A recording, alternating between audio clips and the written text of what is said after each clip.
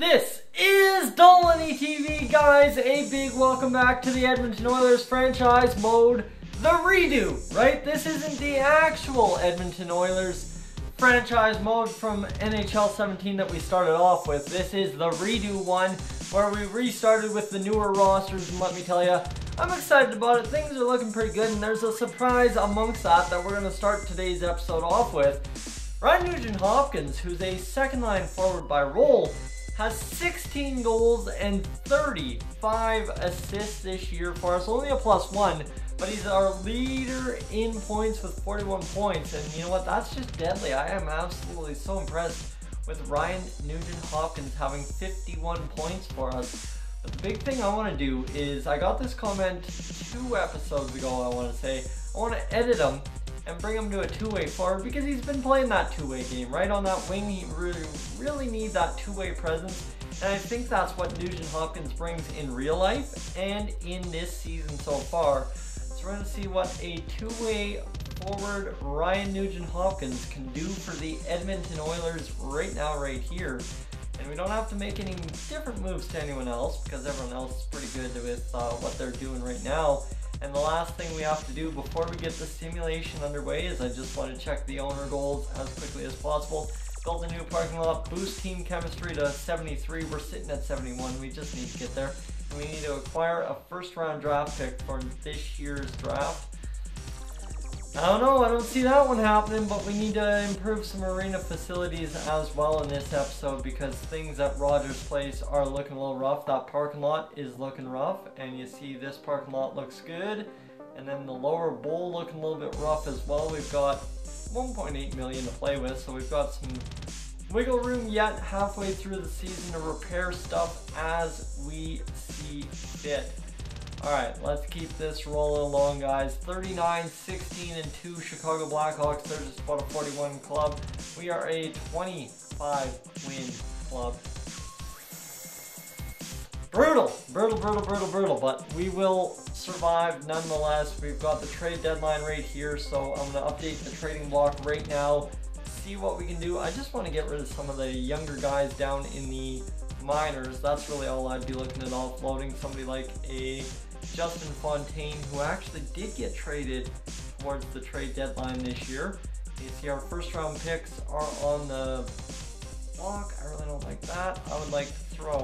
You see Jesse Puljujarvi up to an 81. He'll be with us next year and absolutely tear it up for us. If not by the end of this year, he's 81. But we don't have that spot for him. We have Kajula on the third line and really don't have a spot for him yet. Caleb Jones, 19 years old. Progressing well. Marcus Niemelainen, progressing fairly well. Actually, I'd like to sign him and get him in the organization right now. And one I will bring in that needs to go on the block would be Henrik Samuelsson. So Henrik Samuelsson, welcome to the trading block. He's lost morale. Hey, he'll be fine. And manage contracts. Now that I know Marcus Niemelainen hasn't been signed yet, I would love to sign Niemelainen to a contract right here, right now. And who else don't we have signed? David Wells, Trent Berglund, 7th defenseman, Zvoda, Niemelainen, nope. And who else do we have? No one else. So Niemelainen, we'll give you a contract for $700,000. Yeah, sure. Oh, what? He decided to decline it. What? Oh, your roster's full. Okay, so we'll get him in the offseason. We'll get him here in the offseason, guys. Don't worry about it. We'll get him in. And we will get going with this simulation. Here I'm trying to sign rookies, and we don't have any rookie space to be signed for. So let's get up to the trade deadline, and we've got 6 games to go against the Chicago Blackhawks. Do the new lines work? They do not, but we take them into overtime and get a shootout loss for it, so I'll take that as a positive against Tampa Bay. 6-4 loss. We're scoring goals here all of a sudden. That's the big thing. I'll take losses if we're scoring goals, but we need to turn this around quickly. We got points in 3 of 4 games against the Nashville Predators. Points in 4 of 5. And the trade deadline is here, and St. Louis get a win. There we go, 3-1. So we end up only losing 1 in regulation and adding like crazy ton of points, but That puts us 3 points back, so we stayed put. We did all right. We managed to hang in there, and that's the big thing. Ryan Nugent-Hopkins in 6 games put up 4 more points for us. And then Jordan Eberle, 50 points on the season. McDavid, 49. Look at Draisaitl putting up 46. He must have been getting going on the power play. Desharnais, 45. Lucic, 40. And then you got Russell, 26. Benoit Pouliot, 25. Maroon, 23. Kajula up to 22. Bunch of guys in the 20-point range, which is just awesome to see. Oscar Klefbom up to 20 points finally. And then you've got everyone else kind of hanging out at the bottom. Darnell Nurse, 6 points in 64 games. All right, Nurse. And I mean, Sekera getting up there with 14. I mean, Slepyshov's still better, which kind of throws me off my guard that Sekera can't have as many points as Slepyshev. I don't know. So let's get up to the 70 game mark here and see where we sit. It is the trade deadline. We can make a trade. We made our trade last time. We don't need to make a trade. And let's go 6 games like I said. So that will be 6 right there. 4, 5 Western Conference opponents. We failed that goal. Whatever. We didn't need to acquire it anyway.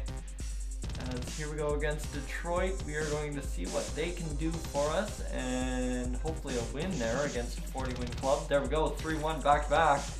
And Amateur Scout is done, so we'll send him to the OHL to scout forwards for 1 month. See who's there.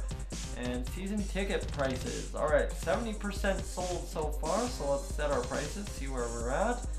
We can boost that up, we can boost that up by 2, we can boost that up a little bit more, and we can boost that up right there at 300, and we should be good to get tickets. Go to marketing budget. Let's see our marketing budget. What can we pull away from? Game ticket advertising season. Nope, pretty happy with that. That looks good. 34, 33, 33. And how about another 3-goal victory? There we go, 3-2 against the New York Islanders. I will take that. Against Pittsburgh, 2-1 shootout win. We're on a 4-game winning streak all of a sudden. And against Montreal, make it 5. Make it 5. Drive for 5. There we go. We're alive. And last one here, boom. 6. And can it be 7? No. They will reset us back to earth. The Boston Bruins get it done. Beat us on our 5-game winning streak. That's okay. We get back into playoff contention. We're 1 point back of 2nd place. She's been a heart thumper of a season, let me tell you. And Ryan Nugent-Hopkins has been along for the ride the entire way. 60 points in 70 games. And then you got McDavid 58, Draisaitl 53, Eberle 52, Desharnais 47, Lucic 46, and Chris Russell, who just continues to have a fantastic season for us with 27. And everyone else kind of contributing as many points as they can. Darnell Nurse, the bottom with 7. Matt Benning up to an 80 with 9 points, minus 4. So the minuses have also evened out. That's the big thing, is we are finally getting our minuses back in check. Nugent-Hopkins still a +1. Really would like to see him get some more points and finish the season probably with 65, 70, somewhere in there, and 10 games left, 12 games. We're going to go up to the 75 game mark, and that will be where we will finish this sim for today. See where we sit as the Vancouver Canucks come to Rogers Place. Need to beat them big time, and we will not. We drop at 5-1 against LA. Need a victory there, drop at 3-2. Setting up a bad stretch for us. 2-1 shootout loss, 2-1 there. And I think we've just lost our playoff lives right there on the line unless we win this one against Colorado. 6-1 loss. Brutal. Brutal, brutal, brutal. We have 7 games to play, and we are 6 points back. So we need to basically win out the rest of the way to be able to get into the playoffs, and that's going to be a challenge and a half. But the Vancouver Canucks taking those big games over top of us. Guys, we'll hold the team meeting going into the next episode. Things are not looking good there. And it's time to face the facts. We're on a losing streak, but streaks are meant to be broken, can't last forever. And there we go, we've got the team going up in morale. Matt Hendricks, Eric Gryba not looking too happy with us. I mean, Eric Gryba down to 76. It's awesome to be feeling extra playing time. Great, we found a good balance, and seems it was too touchy-feely. Of course he would lose morale. Aye! Brutal. Okay. Anyway, so far so good for Nugent Hopkins this year, other than dealing with us as the coach, GM, whatever you want to say. McDavid takes over the points lead, 61 points to Nugent Hopkins 61, and then Draisaitl with 55. Draisaitl up to an 88. I think for the final games, we gotta get Draisaitl up on that top line with Ryan, Nugent Hopkins, and Mr. No, I'm kidding. We can't do that because we'd have three centers on the top line, but we can do Nugent Hopkins to the second line and Draisaitl to the first line. So that will be our change going into next episode, guys. Thank you for tuning in. If you're new to the channel, please subscribe. If not, leave a like, and I will catch you guys, as always, in the next one.